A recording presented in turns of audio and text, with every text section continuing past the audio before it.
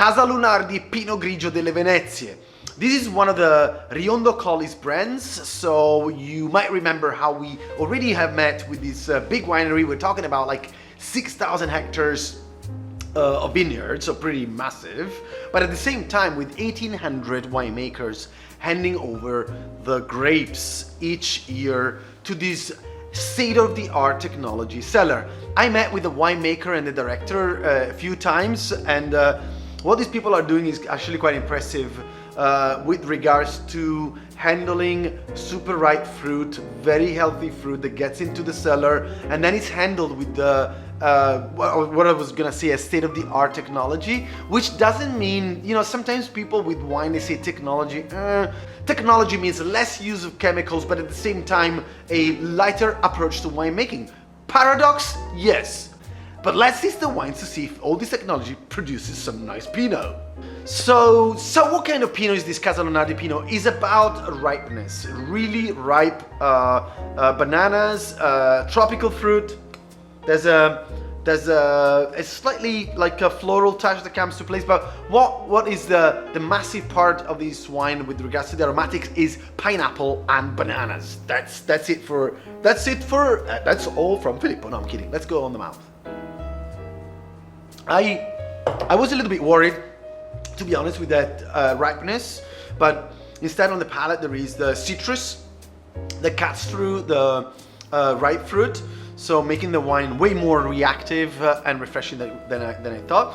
It's not alcoholic at all, so it's really light in body, and this is something you would expect to be enjoying quite happily over a swimming pool's neck.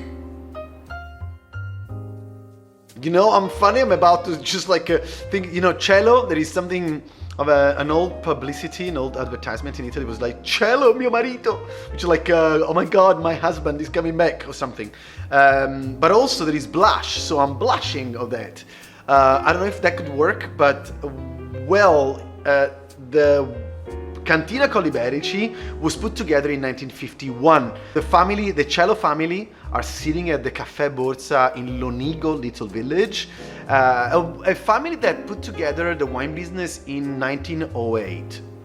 And now we are, what is it, like in the 50s, you know, after the Second World War. You have to imagine these people sitting down in this little village in Veneto, talking about the fact that they didn't have enough high-tech, they didn't have technology to make proper wine. So they got together, they created the co-op, Cantina Coliberici, and so it's basically over 100 years of family roots. And let's go check it out. I started off with the Cielo mio marito and the fact that I'm reading here in the back label, it says blush, and then it's vegan, just so you know, as an information. Blush as in pink, as in like onion skin, as in the fact that, let me remind you once again, whenever I see this beautiful color that is a rosé, the rosé here in this case is because Pinot Grigio is a red skin variety. So if you leave it in contact with the skin a wee bit longer than a few hours, like 3-4 hours, or maybe like overnight, that's what you'll be having. I'm really gagging to go for a taste of this wine. Look at this, the temperature is perfect. We are around like 8 degrees centigrade.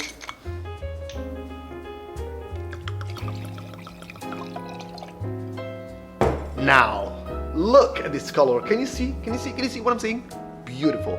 It's like more of a light bronze onion skin. It's very brilliant in color. It looks like almost like a pink gold. On the nose, I'm getting these mountain strawberries, the tiny strawberries that I love. I could just like eat like a ton of them. And cream, like white cream, like this would be perfect, man. What I have in my mind right now is like yogurt, frozen yogurt, and mountain strawberries. But together with it, there is a like rose syrup that is drizzled on top. And a touch of, and I can see it with this color, a touch of mint. Makes sense. I like this wine. I think it's bright. The fruit is clean, it's crunchy. I'm chewing a lot of fresh fruit. Once again, there is a combination of white peach and strawberry, so like these two kind of main ideas in the wine. Very refreshing, light-bodied, but with a bit of a kick. I like this wine to be enjoyed by itself because there is good enough sweetness, but also a bit good with some even with some like light barbecue, you know, like maybe some like pork ribs and some chicken, some aubergines over there, a little smoke is coming out. This will be lovely.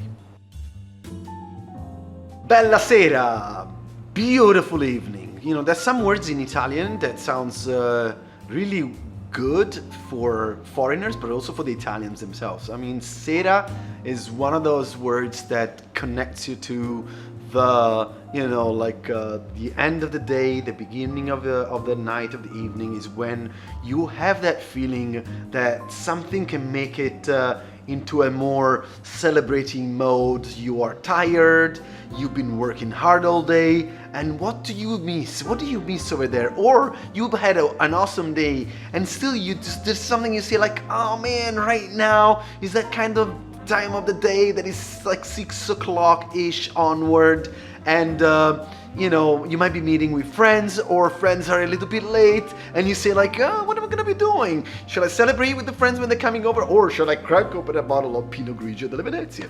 So Bella Sera from the Schenk winery.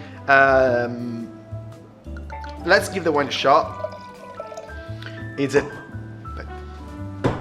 Bella Sera Schenk winery 2018 in this case.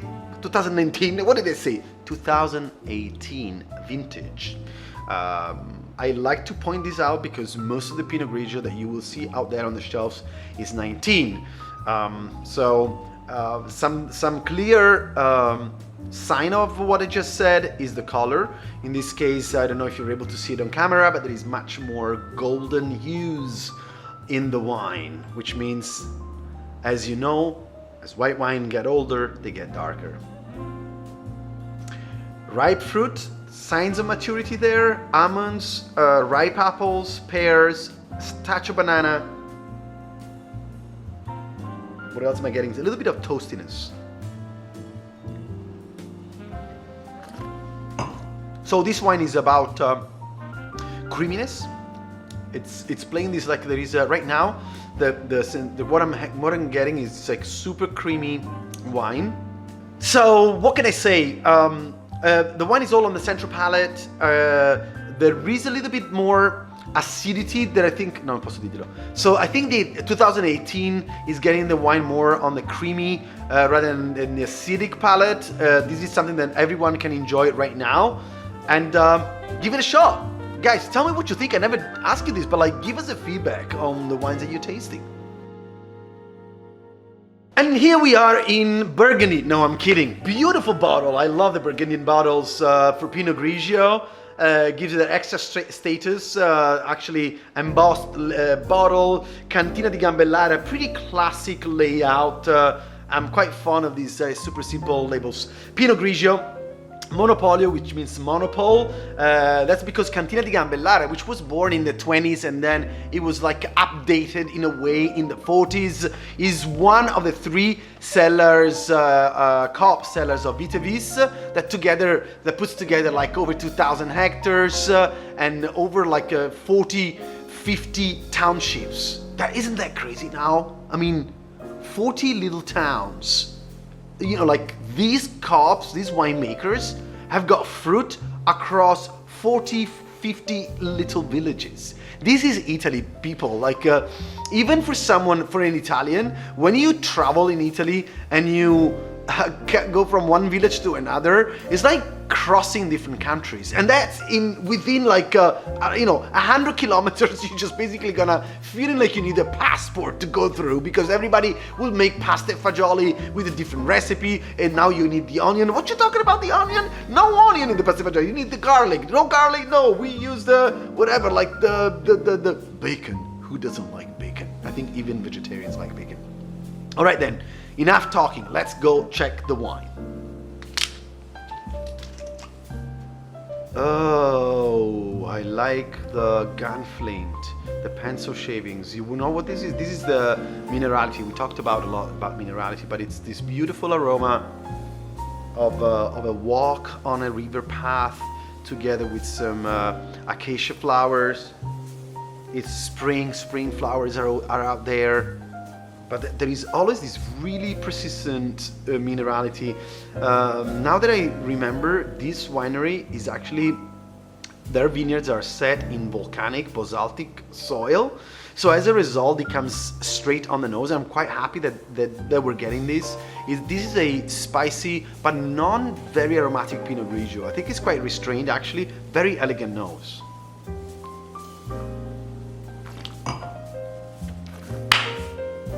What can I say? I like it because this is a pretty full-bodied Pinot Gris. In the alcohol as well, like this one is not one of those 11 and a half, 12, it's more on the 13, but it doesn't burn. There is flavors, there is minerality, a lot of that minerality, beautiful gunflint once again, like together with ripe fruit that is not sweet, like it's like juicy. You know what I'm saying? There is no tropical elements here. It's all played with this lime, lemons, minerality, and a very dry, clean finish. This wine is a pretty serious Pinot Grigio. I'd be tempted to put it back to back with some important other varieties or wines of the world. It'd be great to try this by itself or with an important dish. I'm here. I'd go with like grilled fish. It's just calling for it. It's just gonna be perfect. Nothing that you overdo with too much sauce. I would go for some like deep bottom fatty fish on the grill with extra virgin olive oil, some rosemary to just match the complexity of the wine, and you'll be game. Maria e Carlo Botter in 1928 created the Botter winery. We are in a tiny little village called Fossalta di Piave. If you ask any Italian what that is, unless you are from the neighborhood, you have no idea. And that's the beauty of this country. Well, you know now by now that we are in the Pinot Grigio delle Venezie area. So once again, we are from the Lake Garda all the way down to the Adriatic Sea. This is the terroir where these wines are born. Piave is a river, actually a very important river in Italy. So just to remind you the importance of water in winemaking, water would release the heat of the sun way more slowly than the earth would do. So as a result, you'll be having cooler winters and, milder winters and cooler summers. I am keen to go try this wine. And yes, you know how much I like the rivers. Did I ever tell you that I used to be like a wild water canoeing guy, just going down the streams? I love rivers because you can sit down by the river. You always look kind of like you feel like you're looking at the same piece of water, but it's always changing. I mean, there's always been something about rivers that just got me crazy about it. I also like the fact that there is beautiful aromas. The water makes your nose more active in detecting aromas. And here I get a little bit of that river walks that you know by now that I like a lot. And what is it? It's just like combination of leaves, bark, tree bark, pine, so a little bit balsamic elements, and of course the limes or lemons, whatever you just right now for me is more on the limes than the lemons. It's greener. I was right about the greener. I could do this for a living. Couldn't I? No kidding, but you know, tasting a few thousand wines a year, you end up being like an animal when you taste wine like at 9 in the morning. So I know a lot of you here, guys that are watching, do what I do. So what we do is this is our business. Like we use our senses, right? So that little bit of a herbaceousness that I was getting on the nose is coming on the palate with this very dry, almost like bitter-ish finish that to me, when it's like subdue, is a nice presence to add up an extra dimension to the wine. You want some fattier food to go with this because of this little bit of bitter almond, toasted almond finish. And so I leave it up to you. But right now, man, today I've got a fish mania. Maybe it's because I haven't been eating fish for quite some times right now. So where am I? Like it could be good, actually good risotto. Black ink squid risotto, my favorite. You got it. E l'uscea alle stelle. I don't know. Sometimes I just like this because you know what? I was looking. By the way, every wine tasting that I do, guys, I really care about this. I crack open the bottle, as you can see, check it out. I put it in the glass and I taste it right there with you with no cuts whatsoever. So this is like raw business. So you gotta forgive me if sometimes I go just a little bit funny, but I in this case, lumina, that's why l'uscea alle stelle. Lumina means like to give light, right? Some light. I like this kind of, what is it, like origami little drawing. Ruffino. Ruffino is like one of the most famous Italian wine brands. Actually, it's not that crazy old. It's like 1877 when Ilario and Leopoldo brothers created the Ruffino winery. Their heart and soul, their origins are Tuscan origins, but then they started to produce, of course, some of the most important Italian grape varieties. So right now we're gonna go see what this Pinot Grigio Delle Venezie tastes like. Ready? Voila! Off we go. Glue, glue, glue, glue. Let me check. The vintage is 19. Actually, you guys know you're in the trade, so Ruffino is one of Constellation Brands' brand, and let's check it out. So what I was trying to say is that it's going to be widely available across the world. On the nose is very, like right now is the, I just put the glass down because I've got these images that are popping up. One is the lime, the other one is the white peach, acacia flower, but there is also some exotic fruit that comes through, and is like actually honeydew melon and mango, with a subtle basil herbaceousness. Expectations on this wine: fully mature with the fruit, good acidity, a little bit of the residual sugar to make the wine relatively supple and quite easy to drink. I think this is one of those classics, right? Like you're expecting to find a Pinot. I'm thinking, you know, like right now, my mood is that but first of all, I haven't got any shoes. It's like I'm on the seaside. I'm just walking about. My jeans are just pulled up to my knees. I have nice people that we can walk about, and we're having some shrimps and drinking the wine. And when I see the brand Ruffino, my biggest memory goes to a 1977 of Chianti Classic of theirs. That nothing to do with Pinot Grigio delle Venezie, but just to give an idea of, you know, like that bottle I opened like last year, and it was just like smashing. So, well, buon aperitivo a tutti. Cheers. Pinot Grigio delle Venezie 2019, La Gondola. La Gondola, you guys know what a gondola. Have you ever done it? It's just like, I only have done it once actually in my life. I was a kiddo. I haven't done it when I was, you know, a grown man.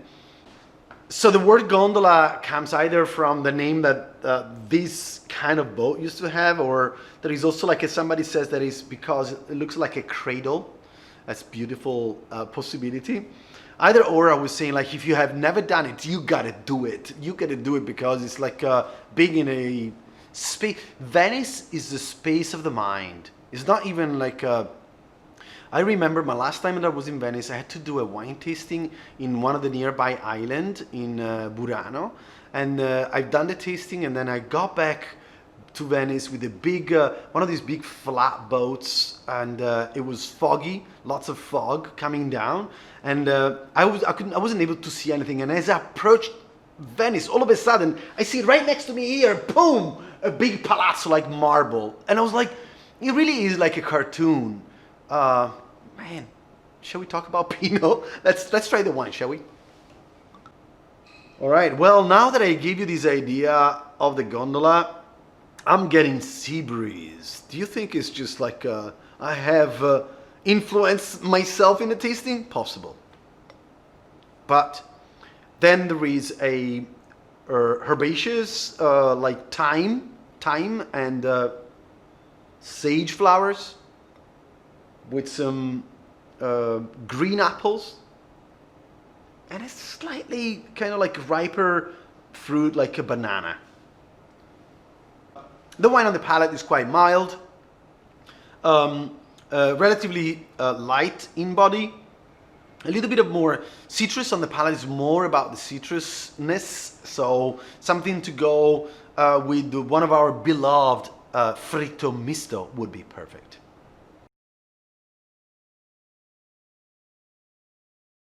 I was almost forgetting. Talking about the Consorzio delle Venezie, the DOC delle Venezie appellation. Well, first of all, you get to know that the world of Pinot Grigio, the vineyards of Pinot Grigio in the planet, are basically 50% almost in Italy. And guess what? 85% of it are in Delle Venezie appellation. How many winemakers produce Pinot Grigio in this area? There is 324 of them, and 39 are copes. So within the copes, there is even more winemaker.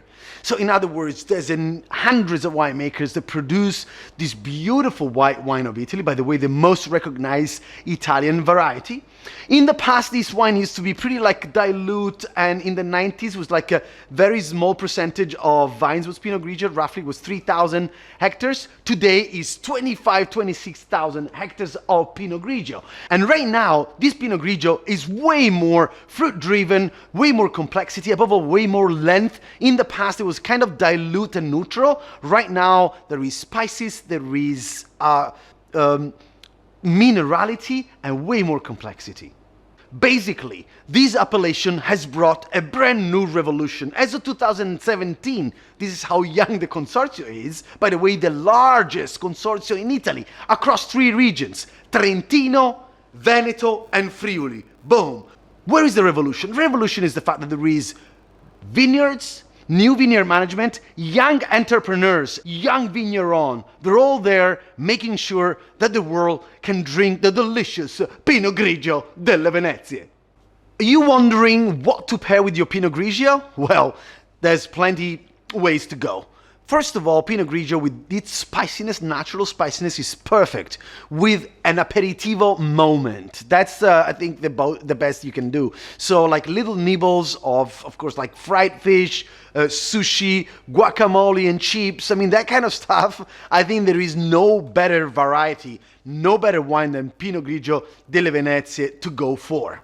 Do you want to have pasta with Pinot Grigio? Of course you should have pasta. It's an Italian product at the end of the day. So, pasta. Well, with pasta, I would be quite cautious with I would go with some light sauces. You know, like you want to go like light fish sauce, or you can go like some pasta with veggies, beautiful risotto that you can have it with, you know, like beautiful risotto, like because of the cheese, the fatness of the cheese, the acidity of Pinot Grigio is going to cut through it and make it as a perfect food companion.